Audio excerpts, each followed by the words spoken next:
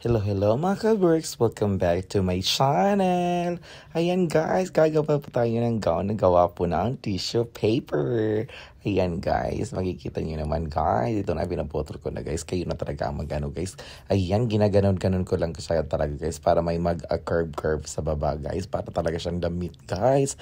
Ayan, after niyan talaga guys ay i-glue lang natin siya guys. Para hindi tayo maano ng glue guys. Yan talagang ginawa ko guys. Ayan, tapos guys, dinikit. Ayan, gawa ka ng marami na pa ng ganyan. Dikit-dikit, pataas guys. Ayan, so after niyan another na naman guys. Gawa ka na ng gawa guys. Tapos dikit ang pataas hanggang na karamihan na siya guys. Ayan talaga. Ito talaga paulit-ulit ko na model guys. Babae kasi ano yan. Maganda kasi yung ano niya. Body figure at saka bagay na bagay siya sa mga gown. Ayan guys. Sa upper naman guys, ayan ginagawa ko talaga ginaganon. Di ba may mga ganyan mga damit guys.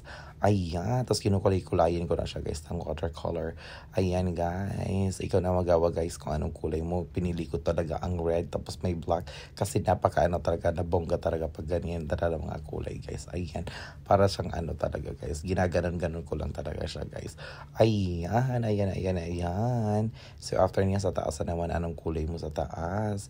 Ayan guys, so ginaganon ko na para pang bababa guys. Kasi maganda talaga ang red at saka black mga combination guys.